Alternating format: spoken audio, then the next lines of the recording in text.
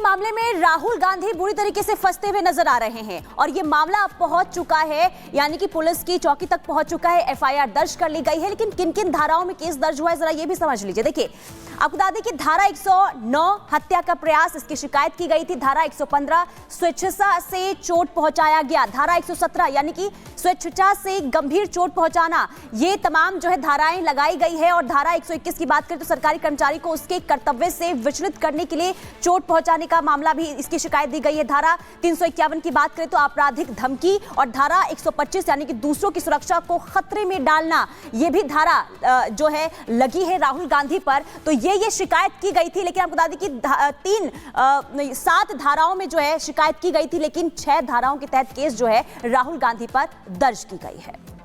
यानी कि आने वाले वक्त में राहुल गांधी की मुश्किलें और ज्यादा यहां पर बढ़ने वाली है। और आपको जानकारी दे दें कि राहुल गांधी पर एक तरफ जहां केस दर्ज हो चुका है, बीजेपी का गुस्सा अभी भी नहीं थम रहा और बीजेपी अभी भी लगातार बयानबाजी करे हुए। दूसरी तरफ कांग्रेस पार्टी की बात करें तो कांग्रेस पार्टी सीना चोरी कर रही है और कांग्रेस पार्टी ने भारतीय जनता पार्टी के सभी आरोपों को झूठा बता दिया।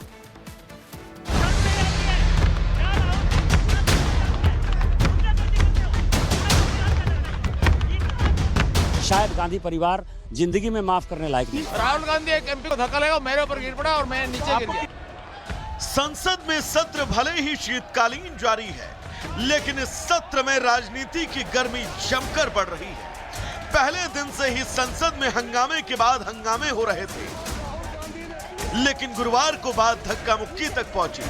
बीजेपी सांसदों के साथ हुई कथित बदसलूकी को लेकर अब पार्टी राहुल गांधी को छोड़ने के मूड में नहीं है। गुंडागर्दी करते हो, बूढ़े को गिरा दिया। बीजेपी ने तो सीधे सीधे इसे अहंकार और गुंडागर्दी का नाम दिया और कहा कि राहुल ने संसद को अपनी जागीर समझ रखा है।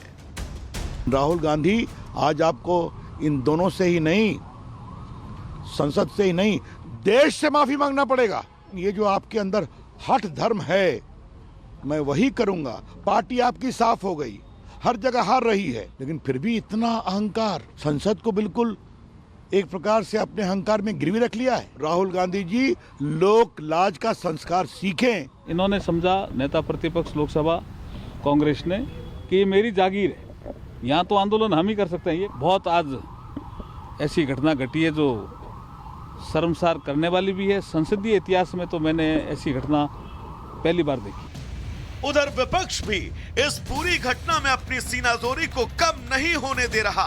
वो तो उल्टा बीजेपी पर झूठ बोलने का आरोप लगा रही है।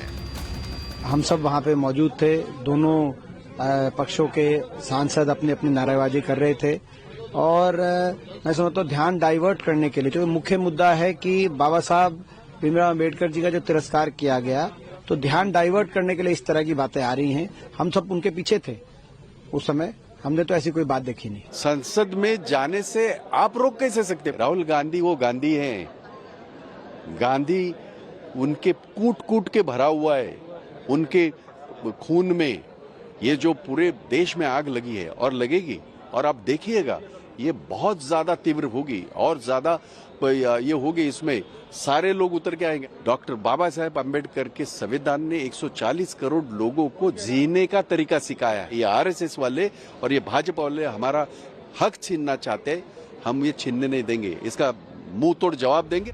बीजेपी के आरोपों पर पलटवार करने के लिए अब विपक्ष विरोध प्रदर्शन की ओर बढ़ रहा है।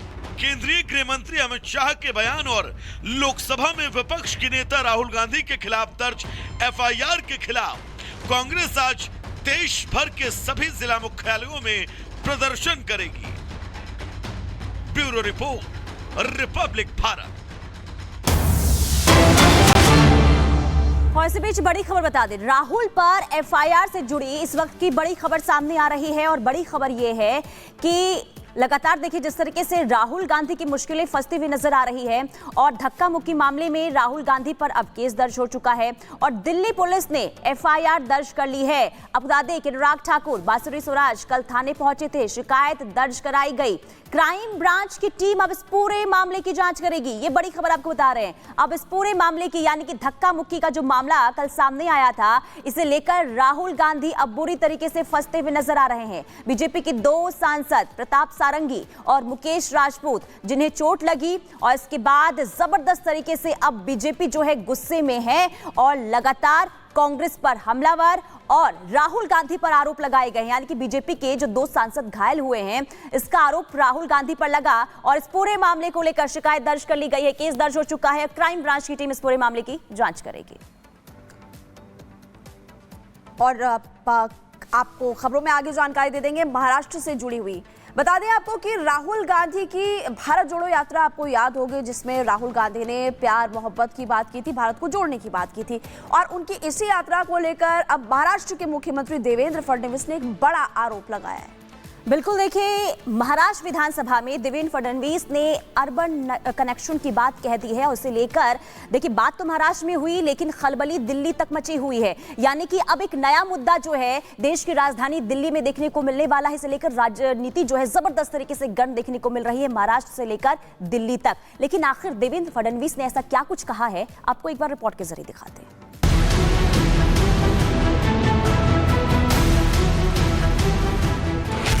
राहुल की यात्रा पर बड़ा दावा, देश तोड़ने की साजिश का इरादा, कांग्रेस का अर्बन नक्सल कनेक्शन, फडणवीस